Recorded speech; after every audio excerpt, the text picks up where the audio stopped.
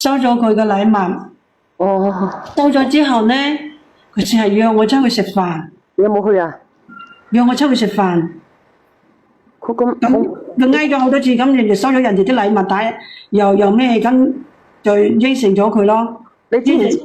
我話俾你知，食飯個喇叭一響咧，長板咧就要響噶啦。哦，嚇？聽唔明啊？哦，咁當時又冇諗到呢啲嘢噶嘛。咁你話俾我知，你食咗飯去咗邊啦？跟住約咗我出去食飯咧，佢又揾啲藉口叫我去參觀嗰個別墅。佢真係有別墅嘅咩？係啊，佢叫我去參觀個別墅，咁自己又冇咩朋友，佢平時咁個人正人君子咁又冇咩噶嘛，咁咪去咗咯。別墅嚟嘅喎。嗯，好大間嘅咩？啲別墅。係啊，都幾靚嘅，都幾靚噶，咁有頭有面，咁佢又話佢老婆死咗好多年，啊死咗好多年，好寂寞。個仔咧，啊個仔咧又出咗國，啊所以佢話又好寂寞、好無聊咁，諗住一個成功嘅男人，咁都冇咩嘅，咁講呢啲咁，平時咁佢送咗咁多禮物，俾咗咁多乜嘢咁咪當係個一個情緒嘅聽眾咁咯。啊！係，但係去得多有一次可能飲得醉醉地，又去參觀咗。飲得醉醉地，你有飲你冇飲，你呢啲藉口嚟嘅，你咪同佢搞埋咗啊！咁係啊，半推半讓咁樣同佢發生咗關係，去咗個別墅，就半推半讓咁同佢發生咗關係。點解會半推半讓嘅？可能你自己你即係你可能自己又欣賞一個咁成功個男人咁個咩就征服咗自己咯。但係咧征服咗你啊！即係女人都係中意話一個事業有成有咩㗎咁嘅男人係嘛？征服你嘅佢。嚇？你用乜嘢征服你嘅其實？咁金錢咯，地位啦，金錢地位啊！咁係啊，一犯咗全天下女人，你話都犯個錯就係咁樣，會同佢發生咗關係咧，就成咗情侶。你以為阿龍嚟嘅？你犯咗全天下都犯嘅錯，我發現，我話俾你知，原來咧犯咗全天下女人都犯嘅錯咧，唔係男人嘅專利嚟嘅呢句話，原來女人都可以講嘅。係就睇嗰啲乜嘢，劉曉慶都係咁樣講過呢句話啊嘛，係嘛？劉曉慶講過咩？係啊，睇啲八卦係有咁講過啊嘛。咁點啊？咁後尾點啊？後尾咧之前都冇乜嘢嘅，但係咧相處越耐咧，原來咧佢好變態，有啲好變態嗰啲舉動。點樣變態啊？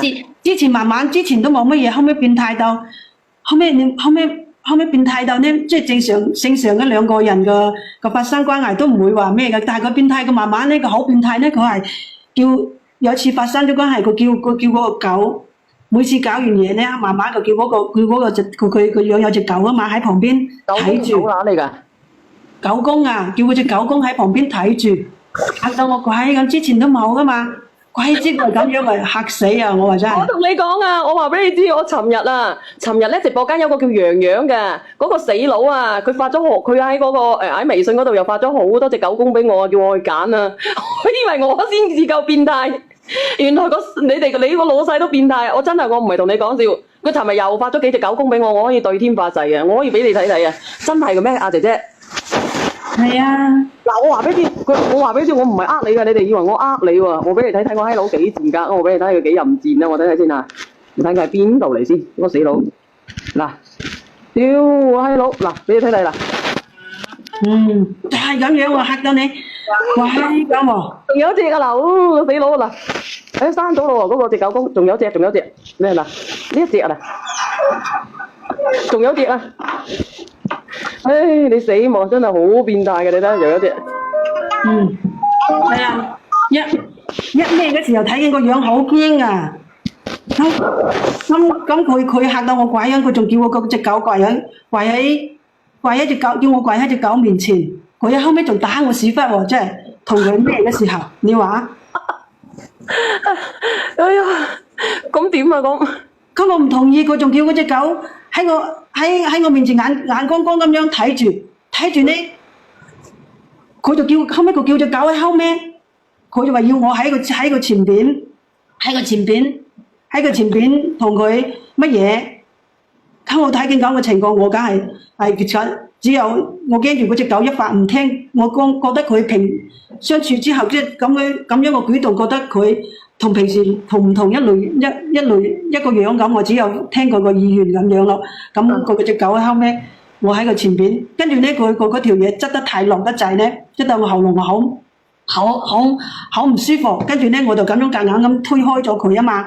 點知佢養嗰只狗咧好聽佢話喎，一見佢乜嘢咧，佢以為我打佢，跟住嗰隻狗口護住佢，喺後尾咬咗一下我個屎忽，整到咁慘啊！整到我流晒血又好驚，跟住咧佢呢就車，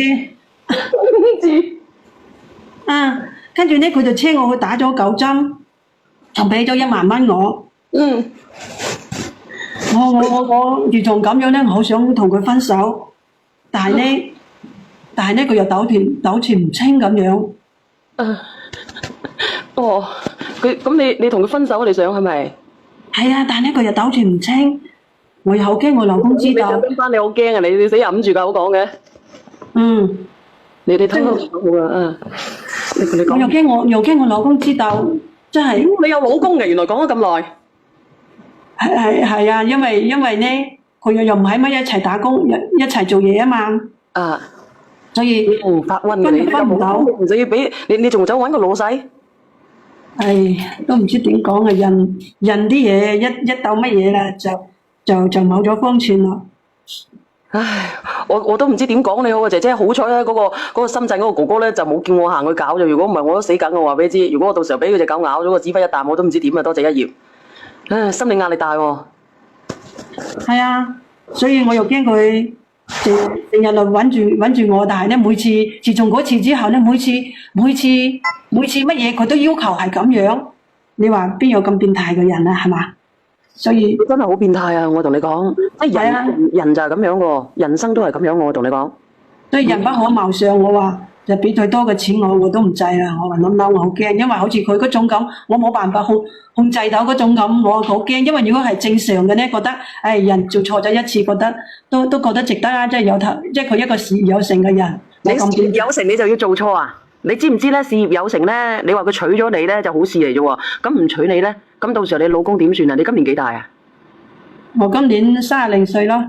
你今年30零歲，嗰個哥哥咧，嗰個老細咧，你話佢個仔出咗國，咁佢到底幾多歲？應該有50、60歲啦吧？有50零歲咯。咁你自己諗諗喎，50零歲佢個心理咁變態喎。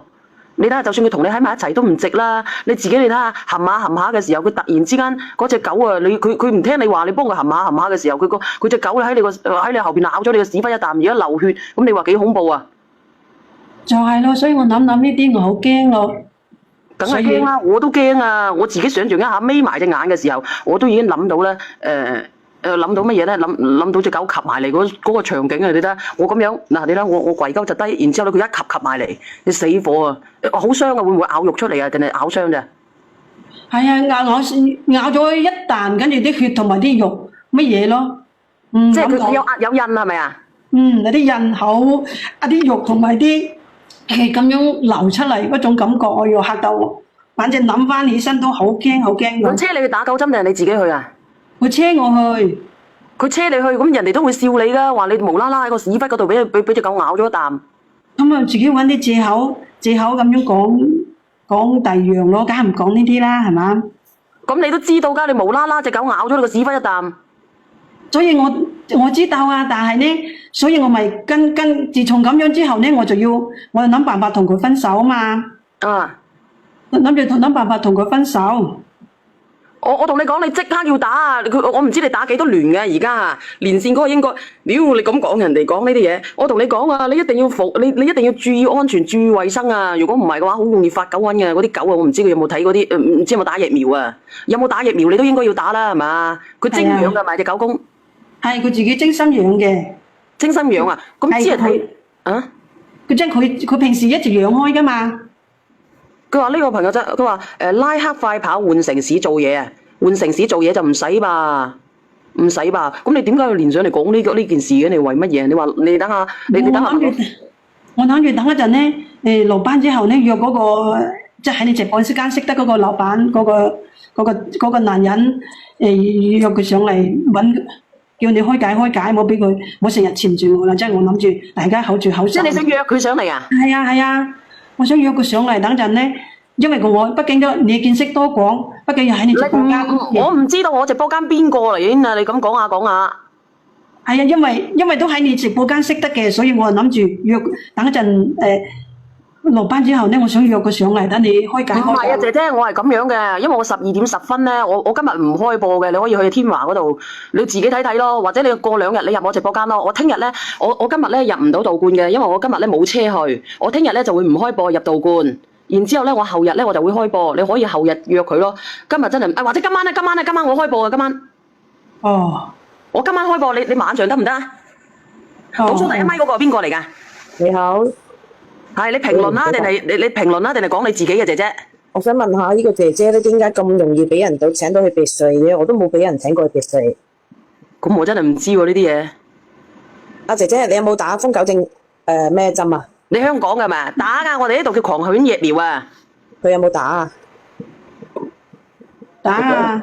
打咗幾多支啊？咬親都即刻打啦，作死啊！打10支喎，好似要。嚇？打10支嘅喎要。唔知打幾多支咧？係咯，姐姐你打幾多支啊？打咗，反正佢幫我打咗幾支嘅。你咁樣啦，我哋講嘅咧打針咧，我哋就你叫佢打針建議佢定係點樣啊？你香港㗎係咪啊？倒數第一咪。你估下邊個啦？米粉啊啦。又講人哋。唔係啊。係就係啦。